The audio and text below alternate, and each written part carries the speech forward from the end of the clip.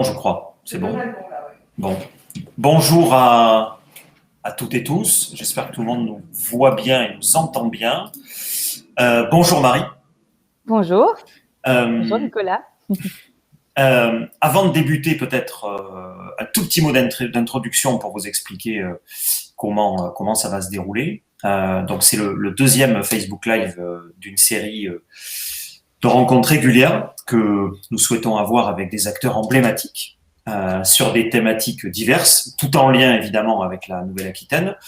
C'est l'occasion pour la liste que je porte d'écouter, de partager, évidemment aussi de présenter la vision de notre collectif en vue des élections régionales et commencer évidemment à évoquer des points clés de notre programme. Alors comment ça va se passer?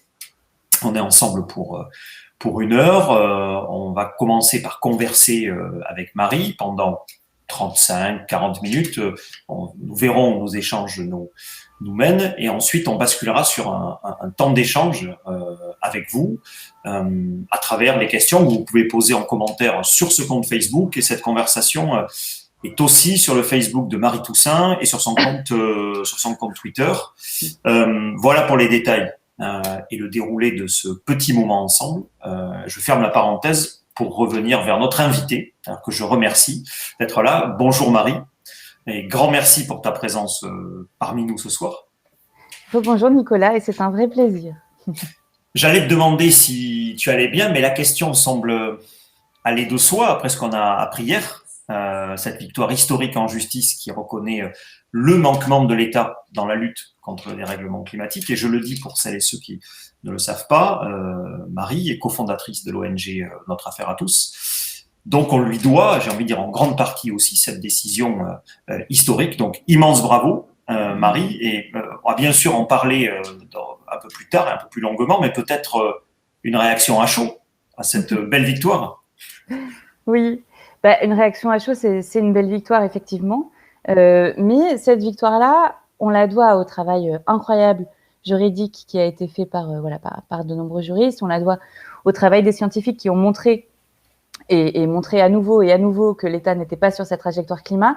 On la doit aussi à toutes les militantes du climat, à tous les militants du climat qui se battent depuis des années pour faire en sorte que la question de la lutte contre le réchauffement climatique soit vraiment prise en compte, notamment par le tribunal.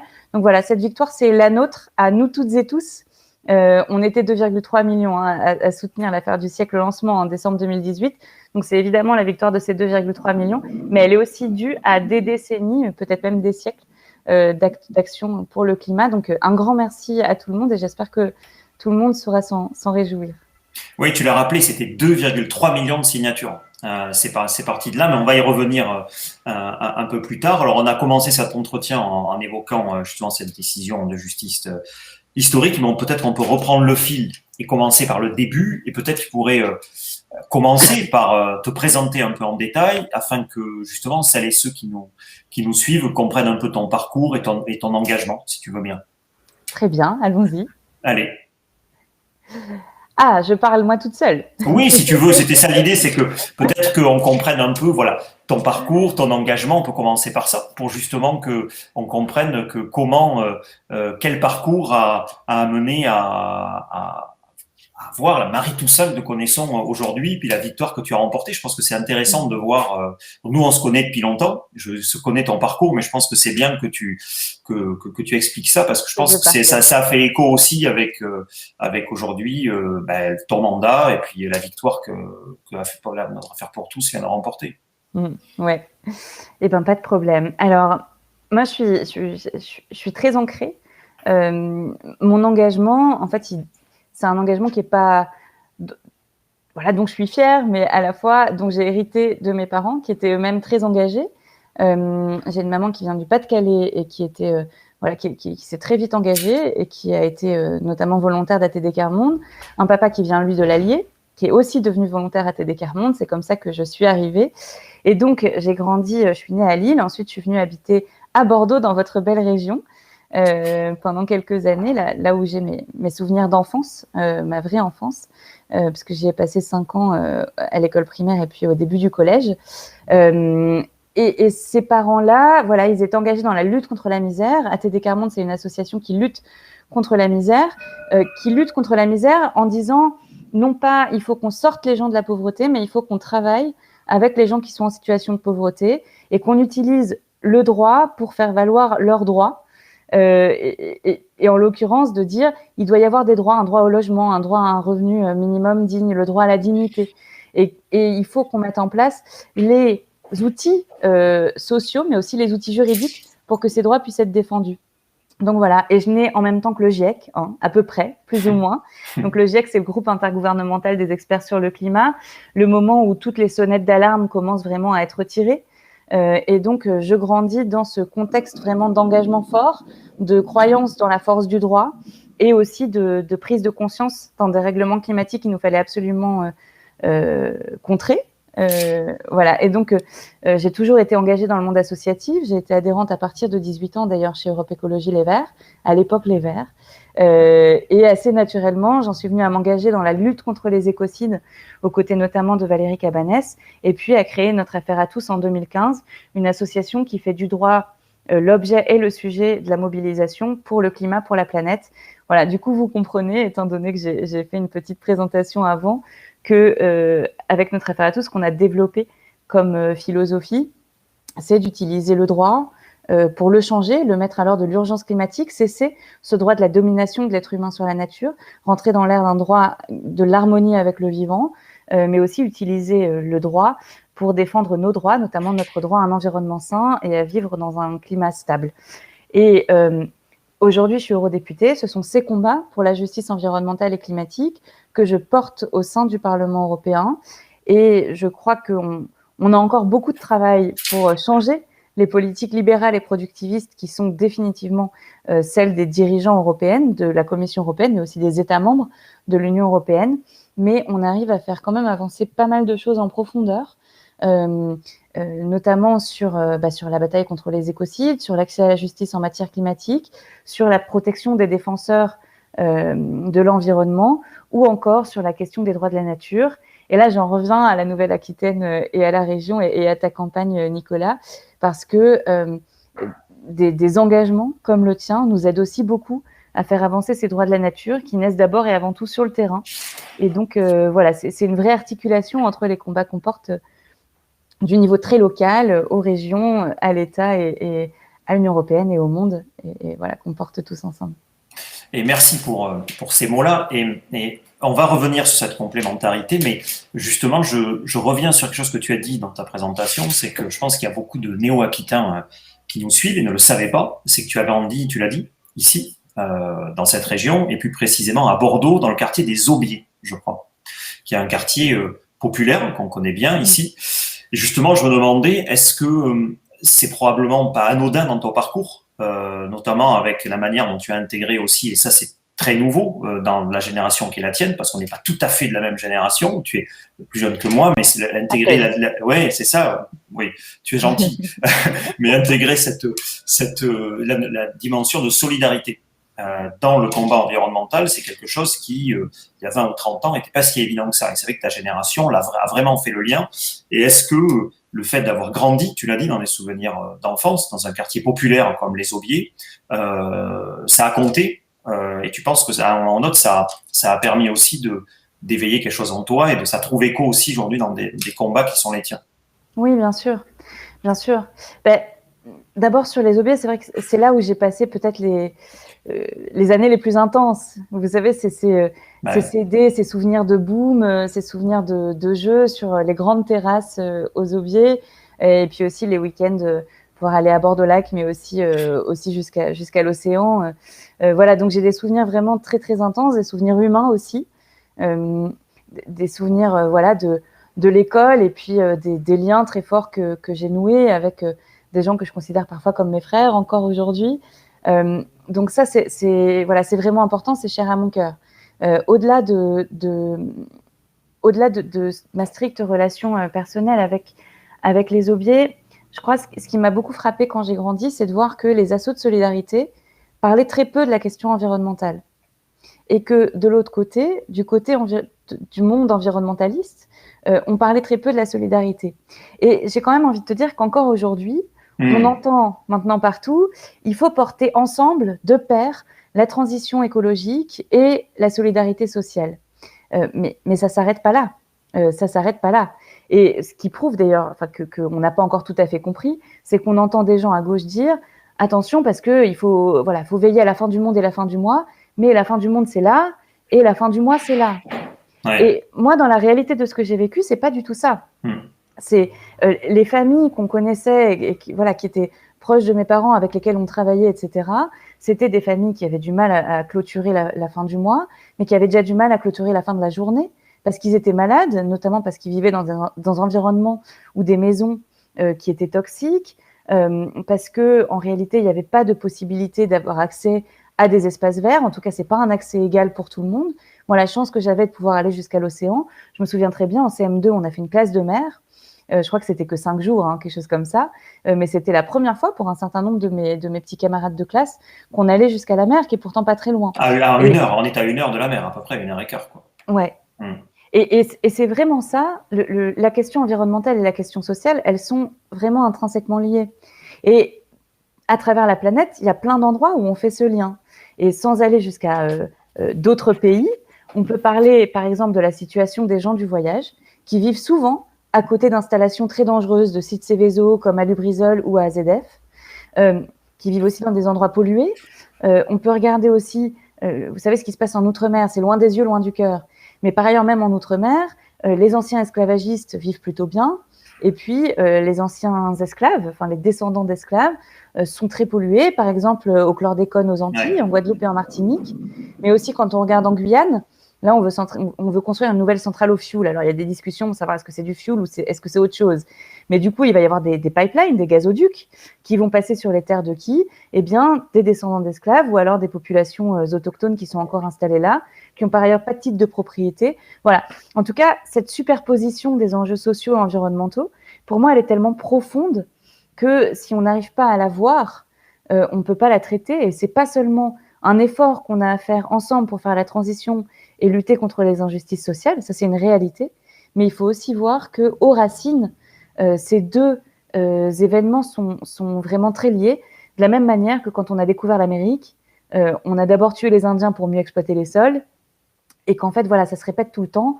Moi, ce que je dis, c'est on a toujours exploité la terre pour exploiter les êtres, et exploiter les êtres pour exploiter la terre. Et je crois que c'est à ce cycle mortifère-là qu'il faut qu'on mette fin aujourd'hui. Et tu l'as dit, tu t'es beaucoup engagé dans les assauts environnementales mais humanitaires. C'est ATD Quart Monde, tu l'as dit, après notre affaire à tous. Et justement, tu es, j'allais dire, ton nouveau statut, ton récent statut de députée européenne, aujourd'hui, ça te permet, tu as le sentiment que depuis que tu es député, ça te permet de faire avancer ces combats-là, en tout cas, ou comment tu vis ça, comment tu vis ce mandat qui t'es pas même pas à la moitié, tu es au début du mandat finalement. Comment tu vis ça?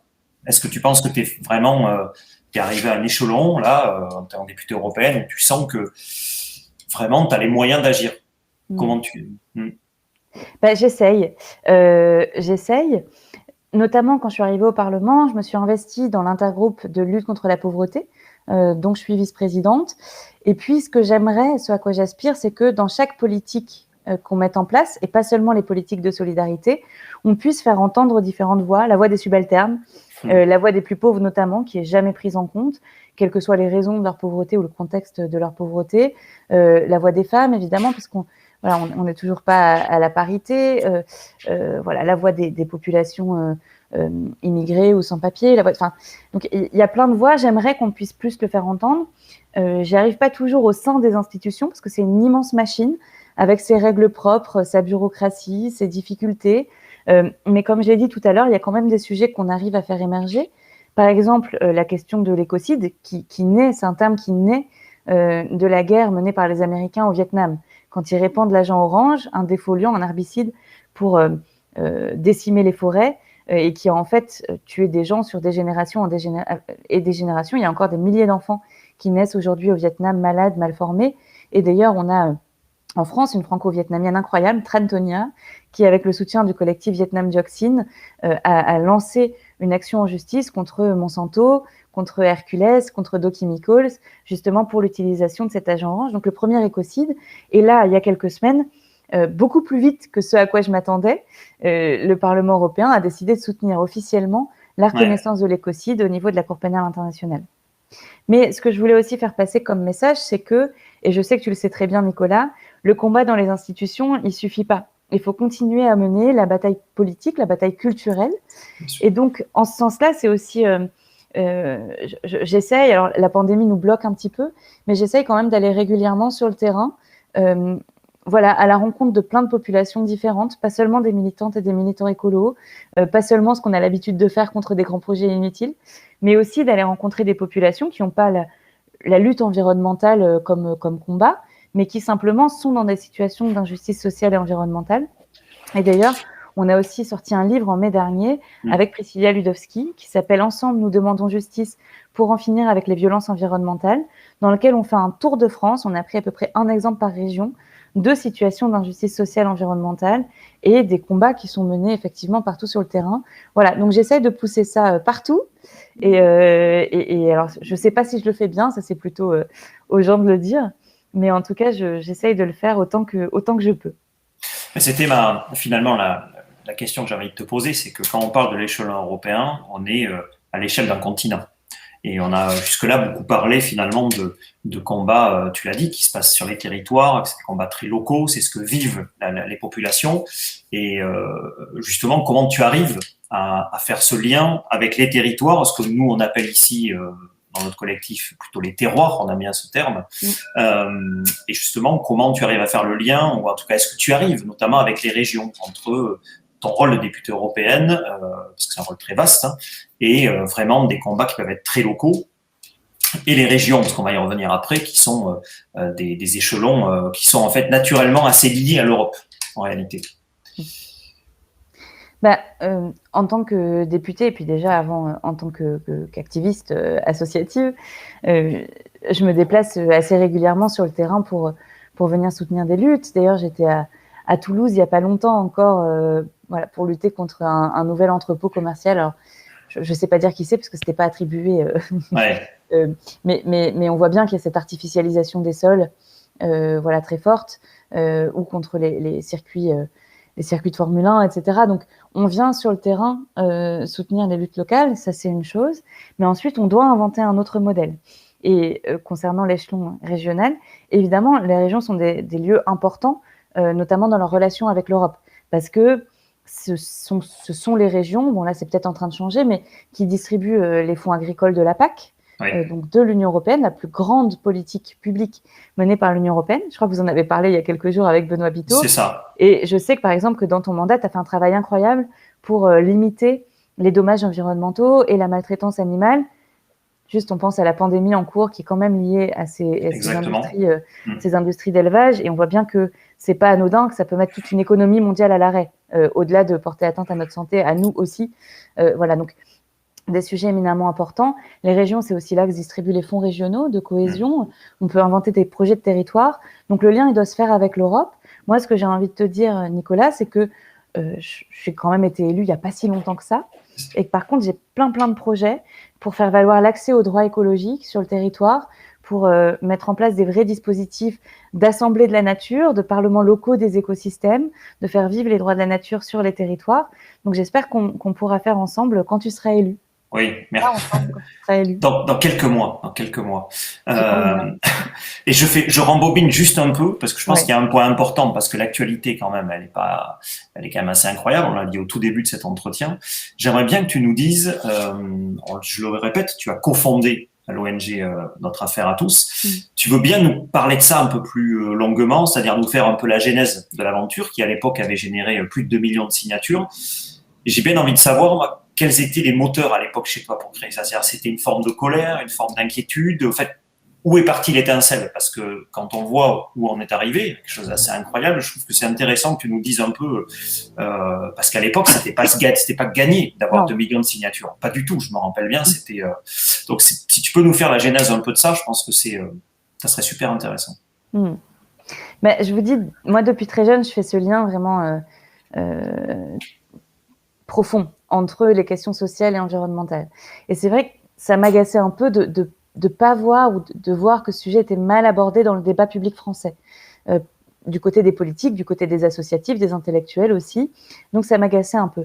Et mon outil à moi, c'était le droit pour défendre les droits. Hein, c'est ce que je vous ai raconté. Donc, à partir de 2010-2011, je m'intéresse à la question de l'écocide. Je rejoins Valérie Cabanès dans l'initiative citoyenne qui était portée à l'époque par Endecocide pour la reconnaissance de l'écocide.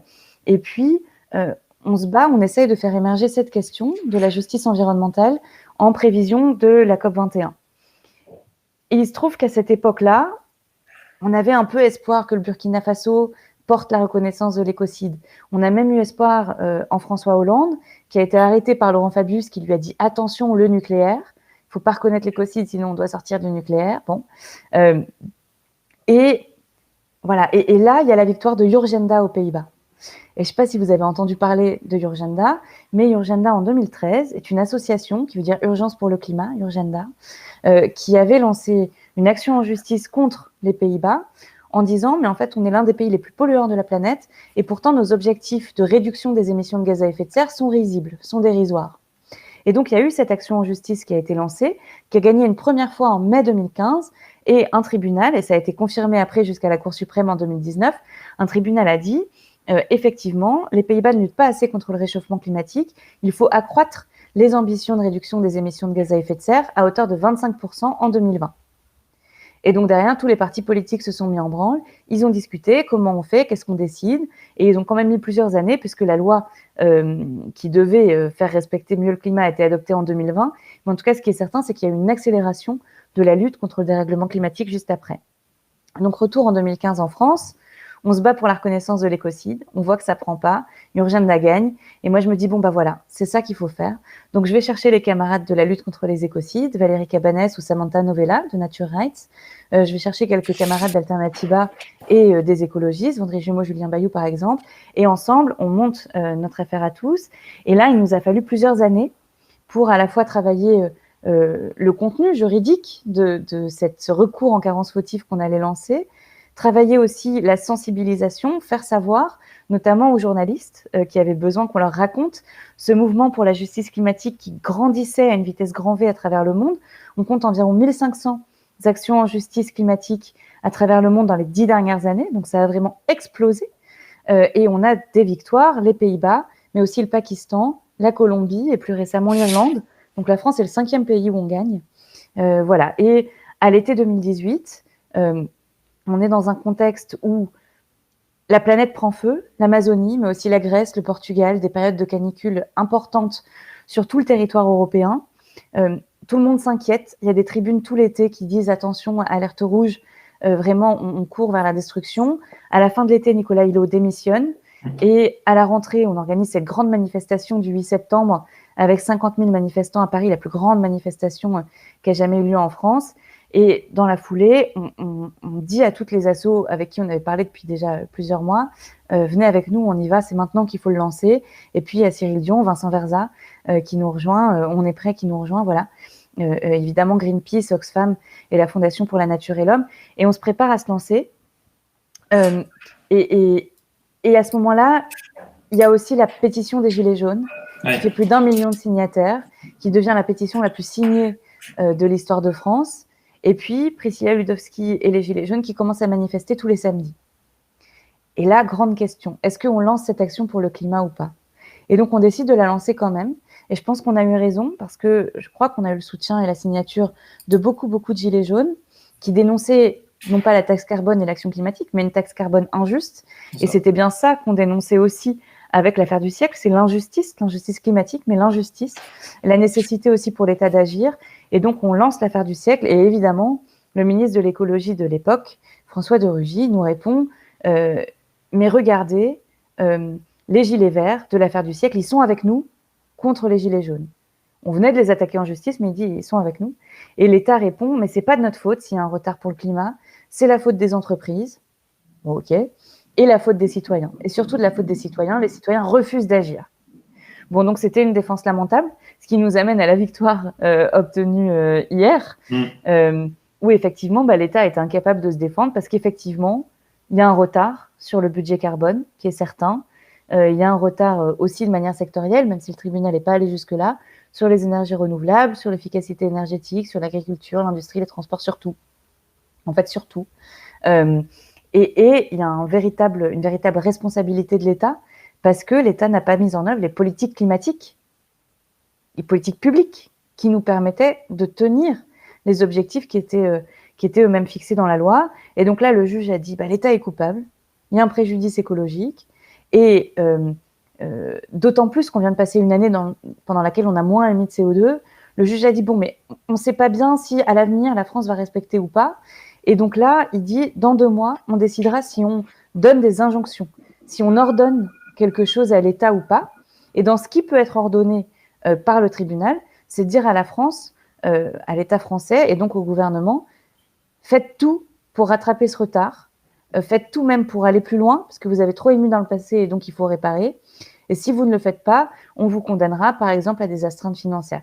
Voilà, donc ça on le verra dans 2 mois, mais on a déjà parcouru les 3/4 du chemin, c'est-à-dire d'obtenir une victoire pour la justice climatique, d'obtenir aussi que, à partir d'aujourd'hui, à partir d'hier, toutes les associations qui voudront aller en justice pour faire valoir la responsabilité de l'État, mais aussi des autres pouvoirs publics, des collectivités, et Nicolas, des régions, donc tu as plutôt intérêt à bien mener ta politique climatique dans ta région, mais sois responsable et puisse être jugé lorsqu'ils ne tiennent pas leurs objectifs climatiques.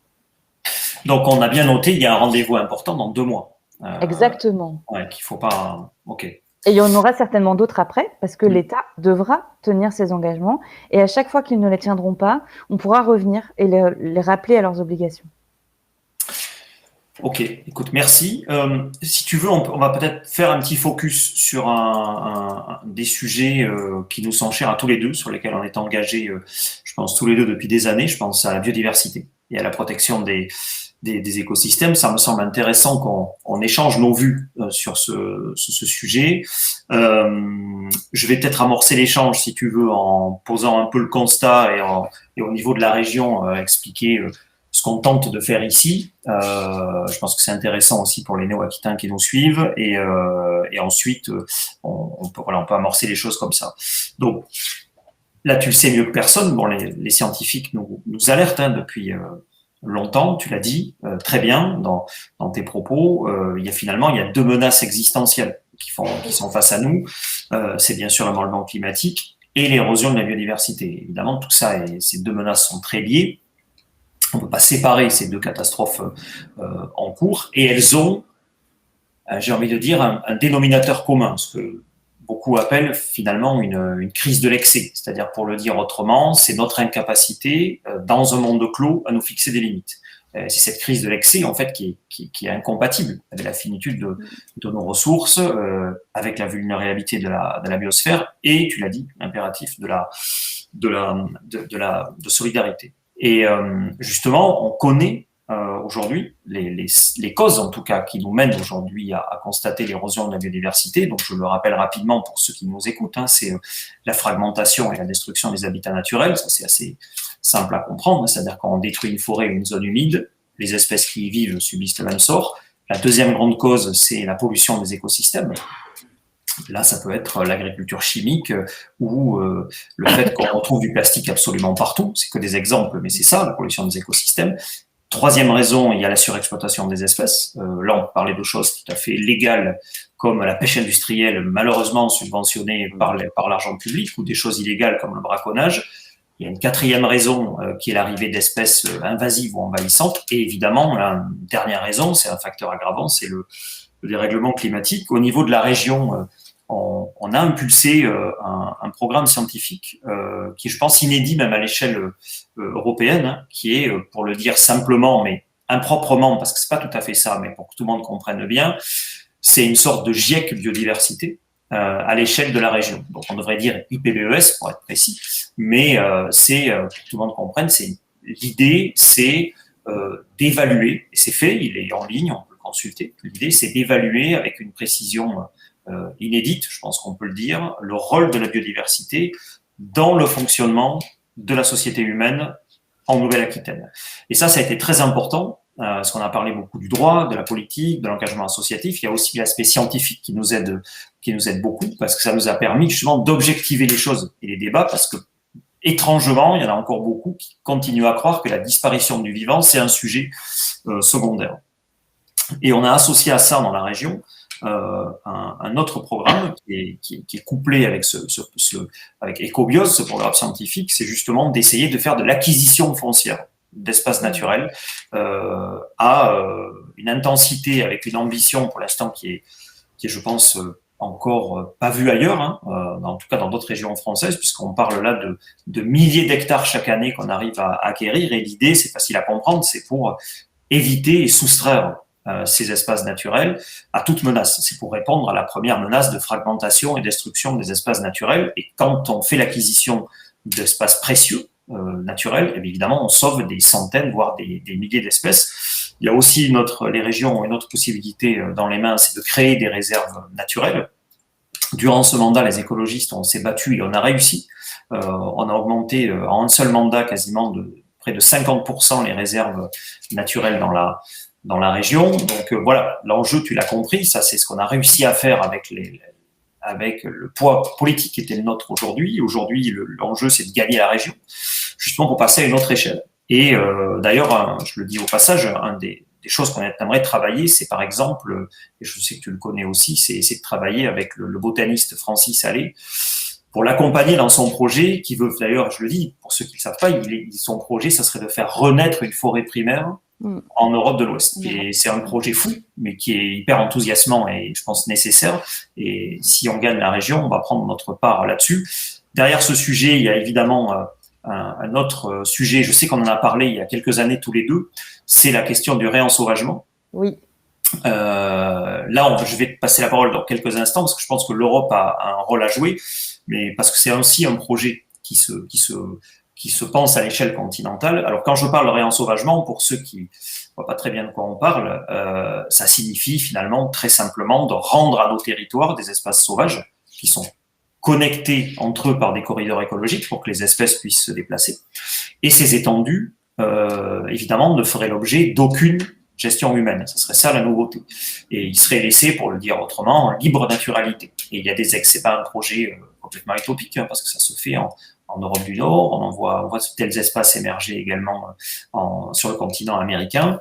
Les régions doivent prendre leur part, mais là, l'Europe a évidemment un rôle important à jouer. Et après, tu l'as dit tout à l'heure, hein, c'est que c'est la question du système qui est derrière. C'est-à-dire, il suffit pas de sanctuariser des espaces ou de faire des corridors écologiques pour que les choses se passent bien. Dans une région, on a la main aussi sur l'économie, sur la formation, sur la culture, sur le transport, sur l'agriculture. Et évidemment, il faut activer tous ces leviers-là pour avoir une réponse systémique, et c'est ce qu'on est en train de faire d'ailleurs au niveau du programme. Mais justement, je le dis, et je te passe la parole là-dessus, il y a des liens très étroits, on le voit très facilement sur tous ces sujets, entre Europe et région. C'est un dialogue, on le voit d'ailleurs dans nos mandats d'élus. Toi, députée européenne, moi, je vois vice-président de la région, on voit bien que quand les choses avancent, c'est quand Europe et région dialoguent bien. C'est souvent ces deux acteurs qui font bouger les choses. Et toi, au niveau européen, est-ce que tu peux nous dire précisément, sur la protection des écosystèmes, quels sont les leviers, à ton avis, pensée efficaces ou existants qu'on peut activer peut-être au niveau européen? Je ne sais pas si tu en as en tête. Alors, j'en ai plein, mais je veux pas vous faire de... Ouais. Vas-y. Je veux pas vous faire de catalogue. Non, mais effectivement, tu parles de réensauvagement, et c'est vrai que tu as peut-être été la première personne à me parler de ça, d'ailleurs. Et on avait été regarder ensemble, effectivement, quels étaient les chercheurs qui travaillaient là-dessus en France, parce que c'est un terme qui nous vient plutôt du monde anglo-saxon. Ouais. Mais donc, tu as été, je pense, mon introducteur, je ne sais pas si ça se dit, à ce sujet-là. Et c'est super. Et puis, depuis, il y a eu les livres de Gilbert Cochet sur réensauvager la France et réensauvager l'Europe. Et c'est vrai que ça va dans le même sens que ce que dit Francis Allais sur il faut qu'on recrée ces espaces sauvages. Alors, évidemment, il ne faut pas nier qu'il y a de la vie partout sur le territoire européen. On ne va pas virer les gens. Mais qu'en tout cas, on relaisse de l'espace pour que les espèces puissent circuler, puissent respirer, puissent se régénérer. Ça rejoint les droits de la nature. On peut reconnaître en France ou au niveau européen, qui sont les espaces où on fait les législations dans notre État, parce que ce ne sont pas les régions chez nous qui font les lois. Mais voilà, moi, peut-être dire un mot sur les forêts, parce que il y a deux niveaux où on peut agir ensemble pour les forêts. Il y a le niveau de la lutte contre la déforestation dans le monde. Et ça, je veux quand même en parler, parce qu'on a des entreprises françaises, soit de l'agroalimentaire, soit des banques. Je pense par exemple à Casino, contre qui Mighty Earth et Notre Affaire à tous ont lancé une action en responsabilité aussi, ou la BNP, qui finance des projets qui vont déforester dans le monde. Et donc ça peut être aussi un travail qu'on mène en commun. Au niveau de l'Union européenne, là, on est en train de travailler à une loi qui établisse une responsabilité, un devoir de vigilance pour les entreprises qui mettent des produits sur le marché européen, et afin de s'assurer qu'ils ne soient pas responsables de déforestation partout dans le monde. La déforestation, c'est l'une des premières causes du dérèglement climatique, et les forêts sont aussi les premières impactées par le dérèglement climatique.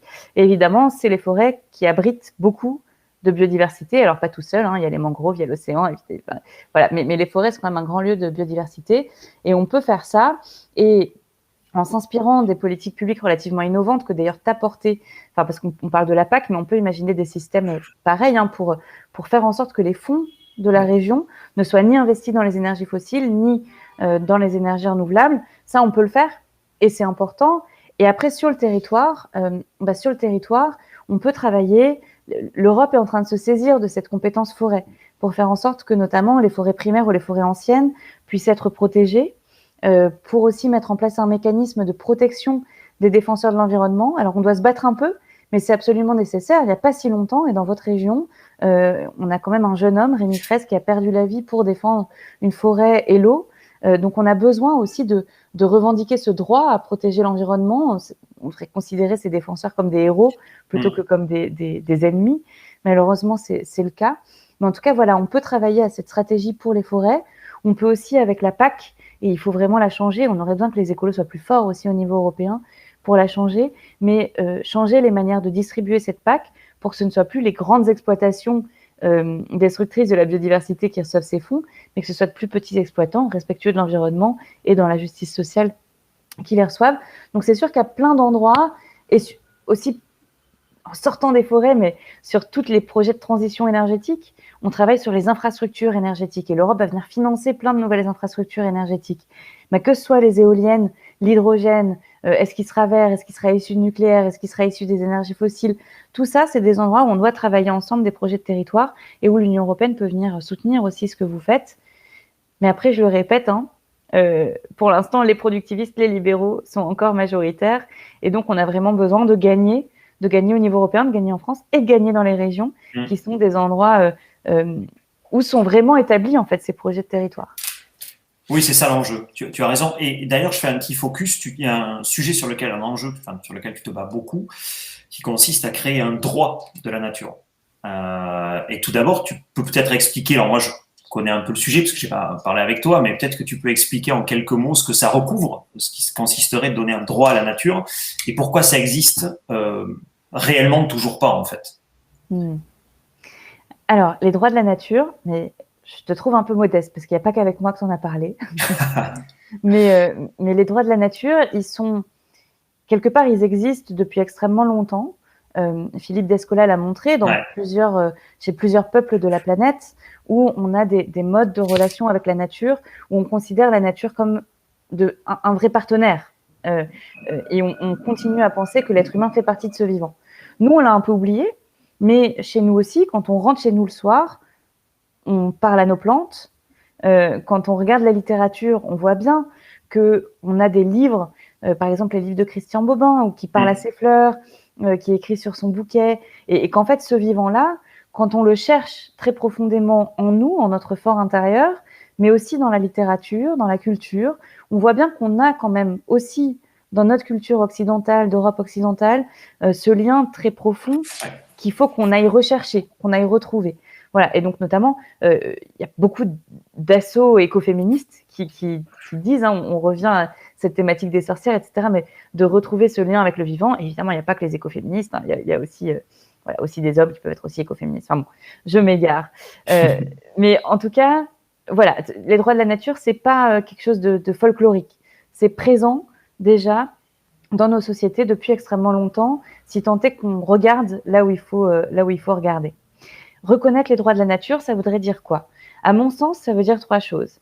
Ça veut dire reconnaître le droit de la nature et des écosystèmes à se régénérer à un rythme naturel, à s'épanouir, au logement aussi, c'est-à-dire à avoir un lieu où on est situé et qu'un lac ne soit pas déplacé du jour au lendemain, qu'une forêt ne soit pas déplacée du jour au lendemain, parce qu'il y a un ancrage territorial des racines très profondes. Voilà, donc ça, c'est d'abord reconnaître les droits de la nature. Le deuxième pilier, c'est de permettre de faire en sorte que la nature puisse être défendue en justice, voire se défendre en justice, défendre ses droits dont on vient de parler dans le premier pilier. Et le troisième pilier, c'est bien, mais ça suffit pas de défendre la nature une fois qu'elle a été endommagée, mais il faut aussi réussir à tenir compte de la nature dans les politiques publiques qu'on met en place, c'est-à-dire à faire émerger la voix de la nature dans le processus démocratique. Et ça, des dispositifs comme le GIEC ou le GIEC de la biodiversité que tu mets en place font partie de voilà, cette tendance à faire émerger les droits de la nature. Alors, les droits de la nature, ils ont quand même été inscrits dans les lois depuis environ 2007-2008. D'abord en Équateur, en Bolivie, mais ensuite il y a eu des décisions de justice en Inde, qui a par exemple reconnu les droits du règne animal ou du Gange, de la source à l'embouchure. En Nouvelle-Zélande, où là c'est une loi qui a été adoptée pour reconnaître les droits du fleuve Wanganui et décider que les Maoris, qui vivaient le long du fleuve, et les pouvoirs publics néo-zélandais pouvaient représenter la nature et en justice et dans le débat démocratique. Donc on doit trouver une manière européenne, une manière française, une manière néo-aquitaine de reconnaître ces droits de la nature. Derrière, ça soulève plein de questions politiques. Qui a le droit de parler au nom de la nature? Comment on s'organise? Il y a plein de questions, mais en tout cas, est-ce qu'il y a cette volonté d'aller vers la reconnaissance des droits de la nature? Est-ce qu'il y a cette volonté de dire qu'on fait partie du vivant et que pour vraiment préserver les droits humains, notamment le droit à la santé, on a besoin de reconnaître aussi les droits de la nature et que droits de la nature et droits humains sont conditionnés l'un à l'autre finalement. Et voilà, est-ce que c'est une orientation politique? Et derrière, on peut décliner toutes les politiques publiques qu'on veut mettre en œuvre. Et en Nouvelle-Aquitaine, dans la construction du programme qu'on est en train de mener, on réfléchit, alors on est en train de travailler sur le fond, mais justement de proposer un parlement des écosystèmes. En Nouvelle-Aquitaine, notamment en s'inspirant, pour ceux qui connaissent, du Parlement des choses, tu sais, de Bruno Latour, ou du Parlement de la Loire, qui est en train d'être travaillé, notamment. Donc ça, c'est un sujet qu'on va essayer en effet de porter. Et j'entendais l'autre jour Philippe Descola, qui disait justement que reconnaître finalement des droits aux non-humains, ça serait la plus belle preuve que nous sommes vraiment Homo sapiens. Tu vois, et je pense que c'est le temps file, Marie. Donc on va peut-être passer aux questions, si tu veux bien. Il y a une première question de Jérémy. Et je vais donc, vous la voyez apparaître. La loi et les réglementations environnementales sont déjà exigeantes, n'ont-ils pas avant tout des moyens humains, des services de l'État pour l'instruction, suivi et contrôle des dossiers? Donc je pense qu'on peut répondre à deux là-dessus. Évidemment, oui, un exemple, par exemple ici en Nouvelle-Aquitaine, les infractions sur l'eau se multiplient constamment, il y a des règles extrêmement strictes, les lois pour protéger notamment très souvent la qualité ou la quantité de l'eau existent, mais sauf que l'État n'a pas les moyens du tout de contrôler ça. C'est-à-dire, en tout cas, les services ne sont pas assez dotés pour ça. Donc oui, c'est clairement un sujet, c'est-à-dire il y a la question, mais Marie va préciser sûrement mieux que moi, mais il y a la question des lois et des réglementations, mais effectivement, si on n'a pas de moyens de contrôle derrière, notamment la police de l'environnement, ça ne sert pas à grand-chose. Et aujourd'hui, c'est malheureusement le cas. On est très, très, très loin du compte en termes de capacité de contrôle. Mais Marie, je te laisse compléter peut-être. Je complète sur les moyens. Puis après, il faut quand même parler des législations. Mais il y a les deux. Il y a un manque de moyens, définitivement. Nicolas vient de le dire. Les infractions environnementales sont parmi les moins connues, d'abord, donc les moins soulevées. Une fois qu'elles sont soulevées, les moins poursuivies. Une fois qu'elles sont poursuivies, les plus classées sans suite. Et quand elles ne sont pas classées sans suite, ce sont des sanctions minimes, infimes, qui ne sont absolument pas dissuasives, ou en tout cas très clairement pas assez. Et je vais aller plus loin. La criminalité environnementale, même comprise au sens relativement strict, est aujourd'hui la 4e source de financement des groupes armés et des organisations terroristes. Et même l'exploitation des ressources naturelles est relativement régulièrement la première source de financement de l'État islamique. Et pourtant, la criminalité environnementale n'est toujours la priorité d'aucun État du monde, ou quasiment. Et même quand on a une pandémie dont on soupçonne qu'elle vient du pangolin, qui est l'animal le plus braconné au monde, il n'y a pas de grand plan, il n'y a pas de grande réaction pour dire maintenant il faut vraiment lutter contre la criminalité environnementale, mettre en place les moyens, les moyens dans les ports, les moyens dans les transports, le contrôle des marchandises. Voilà, tout ça, on ne voit pas cette priorité politique, alors que si on en faisait une priorité politique, on pourrait commencer à se battre véritablement contre ces atteintes. Et après, côté législation, il y a quand même des crimes qui manquent dans notre loi, des crimes et des réglementations. Des crimes, par exemple, le crime d'écocide, qui n'est pas reconnu, alors qu'il a été reconnu au Vietnam et dans un certain nombre d'États de l'ex-URSS. Emmanuel Macron nous a dit, pendant cet été où tout a pris feu, dont je vous parlais tout à l'heure, mais ce que fait Bolsonaro en Amazonie, c'est horrible, c'est un écocide. Il a promis à la Convention citoyenne de porter la reconnaissance de l'écocide sur la scène internationale. La France n'a toujours pas élevé la voix, alors que, par exemple, notre voisine, la Belgique, l'a fait. Et ce crime d'écocide, aujourd'hui, le gouvernement nous dit on va mettre un délit d'écocide dans la loi, qui est en fait pas un délit d'écocide, qui ne correspond pas à la définition, qui va avoir, qui va être adossé à des sanctions infimes et qui par ailleurs va être très peu soulevé parce que c'est extrêmement restrictif. Donc voilà, on a besoin de ça. Mais vous savez ce qu'il n'y a pas non plus dans le code de l'environnement? Les crimes et les délits contre l'environnement, les crimes et les délits de mise en danger de l'environnement. Ça, c'est pas dans la loi française et ça manque indéniablement. Puis je vais aller plus loin. Notre constitution, aujourd'hui, c'est pas la constitution d'une république écologique. Cette constitution, elle intègre la charte de l'environnement depuis 2004-2005. Et pourtant, quand les juges, notamment le Conseil d'État ou le Conseil constitutionnel, interprètent la constitution, ils donnent encore une place trop grande à la liberté d'entreprendre et au droit de propriété, ce qui explique qu'ils aient largement affaibli le projet de loi de sortie des hydrocarbures présenté à l'époque par Nicolas Hulot, ou encore qu'on ait autorisé la relance des néonicotinoïdes sur le territoire, alors que cela aurait dû être interdit. Et donc, on a besoin de changer cette constitution. D'ailleurs, c'était une proposition de Cécile Duflot lancée en 2014. C'est une proposition aussi portée par Notre Affaire à tous. On a proposé une formulation de loi idéale que vous pouvez retrouver sur notreconstitutionécologique.org, qui a déjà retenu plus de 100 000 signatures. C'est aujourd'hui l'objet d'une proposition de réforme constitutionnelle qui est encore trop faible. Il faudrait y ajouter la non-régression, les limites planétaires. Voilà, mais en tout cas, on a aussi besoin de changer notre loi fondamentale. Il faut qu'on se positionne. Et dans cette bataille-là, on aura aussi besoin du poids des régions, parce qu'au-delà des politiques publiques, les régions ont aussi une voix dans le débat public national. Et là aussi, je sais que je peux compter sur Nicolas. Et donc, j'ai vraiment besoin et envie que tu sois élu. Espérons-le pour nous tous. En tout cas, on va essayer d'arriver. Tu l'as dit, c'est important. On peut être, les régions sont un relais important, en effet, sur les territoires et les leviers. Surtout, rappelons-le, la Nouvelle-Aquitaine, c'est la plus grande région agricole d'Europe et c'est la plus grande région, en tout cas en surface française. Donc, on a des enjeux considérables dans cette région. Donc, j'espère qu'en effet que notre collectif arrivera à réussir ce défi qu'on s'est fixé en juin. Il y a une autre question de Fabienne qui est comment faire pour préserver les espaces naturels tout en créant des ceintures maraîchères locales.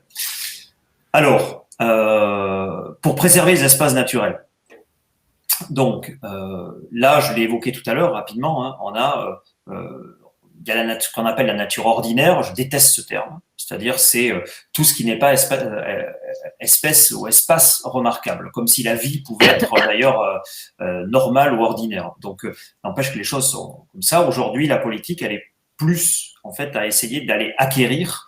En tout cas, on est dans un sauf qui peut, hein, en fait, d'essayer de sauver les espaces les plus précieux. Donc là, nous, on assume, en tout cas, moi, je l'ai fait dans mon mandat, il faut accélérer les choses, il faut assumer le fait que les régions qui ont des moyens pour le faire peuvent venir acquérir et que la puissance publique revienne en tout cas dans le débat et fasse l'acquisition d'espace en disant là c'est pas possible, il faut sanctuariser, on fait l'acquisition, on met ça dans un conservatoire et il faut avoir beaucoup d'ambition là-dessus. Et il y a cet enjeu, je fais vite, parce que ça serait une question qui nécessiterait beaucoup de développement, mais il y a aussi cet enjeu où on ne peut pas avoir des confettis d'acquisition partout. Il faut aussi penser sur l'aménagement du territoire. Il faut penser des corridors écologiques, parce qu'il faut que les espèces puissent se déplacer, notamment pour des questions génétiques aussi, pour qu'il y ait un brassage génétique et que sur le long terme, les espèces puissent survivre. Donc une des premières réponses, c'est ça, c'est comment on arrive à faire de l'acquisition, et ça c'est un levier très important, arrêter l'urbanisation et les projets, souvent les grands projets inutiles, parce que un des vrais sujets aussi, c'est la fragmentation des espaces, c'est-à-dire les espèces ne peuvent plus se déplacer parce que vous avez une autoroute, parce que vous avez une ligne de train, parce que vous avez un lotissement, etc. Donc il faut arrêter d'artificialiser. On rappelle que pour vous donner une idée, qu'en France, tous les 10 ans, c'est l'équivalent du Finistère qui disparaît sous le béton. Tous les 10 ans. Donc ça vous donne l'enjeu aussi de repenser l'urbanisation. Et ça en vient à la deuxième partie de la question, qui est comment on repense des ceintures maraîchères locales. Là, je pense qu'il y a des mairies qui sont en train de le faire, c'est-à-dire que elles font le choix d'acquérir là aussi des terrains où les terres agricoles sont encore en bon état, et elles salarient des paysans, salariés des maraîchers, ou effectivement pour aller nourrir la cantine, pour les installer, pour nourrir la population.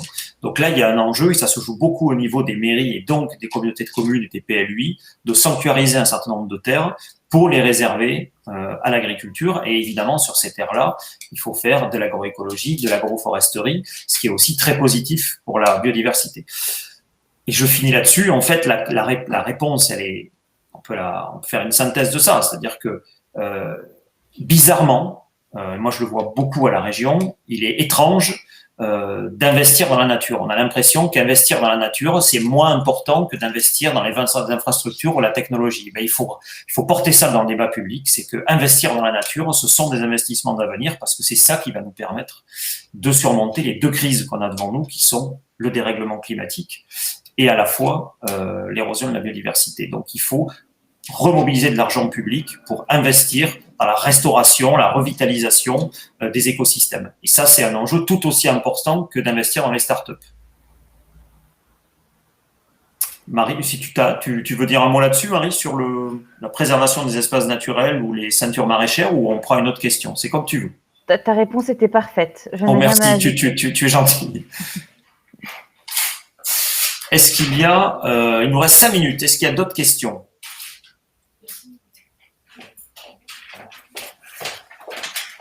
Je vois les questions, il doit y avoir un bug qui arrive en format papier. Donc, je vais. Comment lutter en Nouvelle-Aquitaine contre la pollution des terres, de l'eau liée à la viticulture? Et j'ai 5 minutes. Non, je plaisante. Je peux te dire un mot avant toi là-dessus, Nicolas. Vas-y, avec grand plaisir. Parce que je connais moins la région Nouvelle-Aquitaine que toi, et je vais te laisser répondre sur la Nouvelle-Aquitaine, mais juste pour dire qu'on a un grave problème de pollution des sols par l'agriculture, c'est vrai, aussi par l'industrie. On peut parler de la vallée de l'Orbiel et de Salsigne. Bon, c'est un peu loin de vous, mais on peut parler du bassin de lac. Bon, il y a plein d'endroits. On peut parler des Antilles, dont on parlait tout à l'heure avec le chlordécone. Il y a plein d'endroits où les sols sont extrêmement pollués, et malheureusement, on fait rien. Et on fait rien pourquoi? Pas parce qu'on n'a pas les techniques, parce qu'en fait, on pourrait les trouver si on faisait de la recherche. Pas parce qu'on n'a pas les moyens, c'est juste qu'on choisit de pas mettre les moyens. Donc en fait, on ne le fait pas par absence de volonté politique. Et par ailleurs, on a mis en place des règles, un régime de responsabilité. Et alors, on l'a mis en place au niveau européen, mais ce qui est intéressant, c'est sur ce régime de responsabilité, comme sur celui des installations industrielles, c'est très inspiré du droit français. Donc, en fait, c'est nous qui avons exporté notre manière de voir. Mais on a mis en place une responsabilité, c'est-à-dire que maintenant, qui pollue doit réparer, mais seulement à partir de 2005-2007. Et du coup, les régimes qui existaient avant sont très faibles. Et donc, en fait, il y a des tas de gens qui ont pollué les terres pendant très longtemps et qui ne sont aujourd'hui pas obligés de réparer quoi que ce soit. Et pendant ce temps-là, on a un État qui tarde à mettre de l'argent dans la dépollution, et on a des fonds européens mis à disposition des collectivités qui y font très peu appel. Et donc, voilà, on est dans une situation de statu quo contre laquelle il faut absolument se battre. Et je passe le relais à Nicolas pour qu'il parle de la région Nouvelle-Aquitaine en tant que telle. Oui, c'est en fait les sols, ça a été une thématique qui a été très longtemps oubliée. Et il faut rappeler que dans les 30 cm qui sont sous nos pieds, on a une grande partie de la vie, et en tout cas qui conditionne tout le monde visible qui est devant nous. Et tout ça se joue sur la fine couche de terre qu'on a 30 cm sous nos pieds. Et c'est vrai, Marie l'a dit, ça a été très dégradé, très peu pris en compte. C'est d'ailleurs aujourd'hui encore un combat pour essayer de faire reconnaître dans les politiques publiques l'importance de la qualité des sols. C'est pas gagné, c'est encore hors un peu du radar, mais c'est vraiment un énorme sujet. La pollution sont connues, Marie l'a dit, c'est effectivement très souvent industriel, le bassin de lac, Marie l'a évoqué. En Nouvelle-Aquitaine, c'est l'agriculture intensive et industrielle qui a un impact assez considérable. Donc, elle a un impact sur la terre, elle a un impact sur l'eau, puisque la question qui est relative aussi à l'eau. Pour faire un lien justement avec l'Europe, aujourd'hui, l'Europe met en demeure la Nouvelle-Aquitaine, parce qu'en Nouvelle-Aquitaine, il y a 45% du territoire qui est en zone classée vulnérable au nitrate.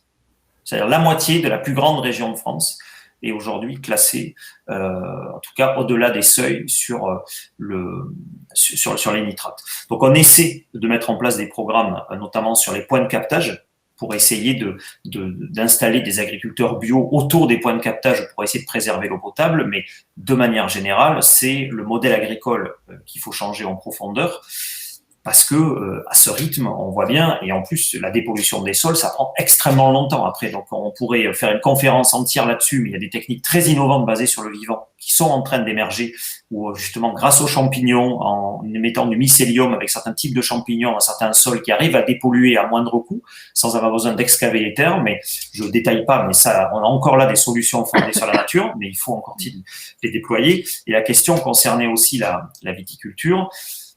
Là, je peux en parler à la fois dans le cadre de mon mandat et à la fois à titre personnel, puisque je suis fils de viticulteur. C'est un gros sujet, puisque pour que vous ayez un point de repère, la viticulture, c'est 3% de la surface agricole en France. 3% de la surface agricole en France. Et c'est 20% du volume de pesticides utilisés au national. Donc ça vous montre la viticulture, l'impact qu'elle a.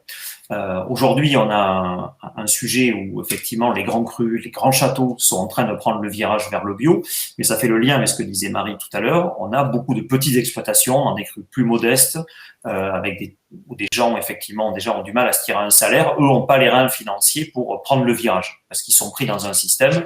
Et en effet, il y a des questions de rendement qui sont souvent moins importantes dans le bio.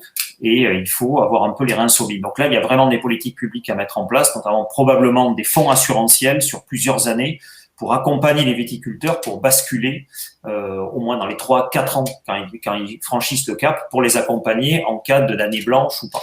Parce que c'est ça aujourd'hui le frein pour les viticulteurs, c'est que le vin va pas bien, il y a une crise, et à la fois quand vous avez, et en plus vous projetez en prenant le risque dans les premières années d'avoir une chute de rendement, c'est évidemment très compliqué quand vous avez une famille à nourrir. Et ça représente quand même une grande partie des viticulteurs. Donc il y a un vrai sujet de solidarité sociale derrière. Les solutions, on les connaît, mais il faut que les pouvoirs publics, justement, règlent ce problème en accompagnant et je pense en proposant des systèmes d'assurance, parce que oui, la viticulture, comme les grands céréaliers, etc., et comme la pomiculture également, qui est tout aussi polluante en Nouvelle-Aquitaine, a un impact très fort sur la pollution des sols et de l'eau. Mais ça, je finis là-dessus. Pour le résumer, l'enjeu, c'est de comment on utilise l'argent public autrement, c'est-à-dire comment, et ça va être ça qu'on va porter dans la campagne, c'est comment on réoriente l'argent aujourd'hui qui est utilisé pour financer l'agriculture intensive et industrielle, pour réorienter cet argent vers l'agroécologie et vers l'agriculture biologique. Donc, c'est qu'une question de choix et de volonté politique. Et en 6 ans, on peut transformer en profondeur les choses. C'est l'heure, Marie. Il est 19h32. On avait promis 1 heure, donc on va tenir le timing. Te redire un grand merci d'avoir été là ce soir, surtout que c'était d'autant plus très intéressant, encore plus que d'habitude, parce qu'il y avait cette actualité. Et je pense que c'était très important de t'entendre. Il y a la possibilité pour ceux qui auraient raté ce moment-là de revoir ou en replay les conversations sur Facebook, sur Twitter, sur ton compte ou sur le mien. Tu veux dire un petit mot avant de conclure? Je te laisse la parole et je dirai un dernier mot pour un prochain rendez-vous, mais je te laisse le mot de la fin.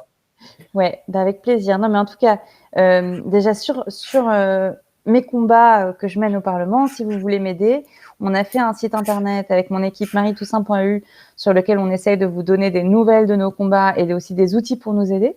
Donc, vous êtes vraiment bienvenus. Et surtout, le message, j'ai 2 derniers messages. Le premier, c'est que, je vous l'ai dit, je suis très attachée à la Nouvelle-Aquitaine, je suis très attachée à l'écologie et par ailleurs, j'ai beaucoup d'admiration et de respect pour Nicolas.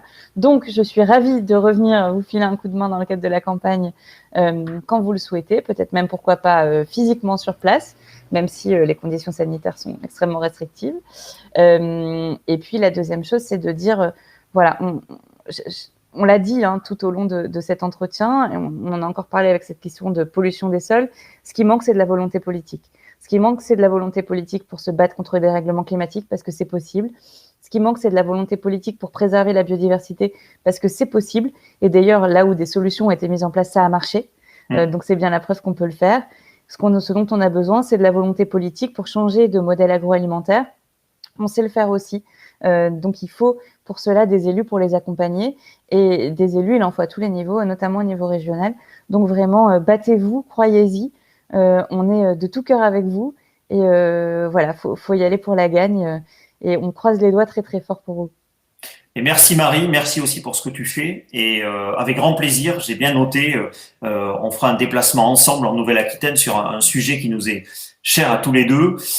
Je conclus en vous disant que le prochain rendez-vous, ça sera le 23 février et on accueillera le surfeur, voyageur, écrivain Damien Castera qui nous parlera aussi de son engagement et de ses combats. Et merci, et Marie, encore, grand merci pour ce moment d'échange. De rien et bonne chance. Merci beaucoup. À très bientôt Marie.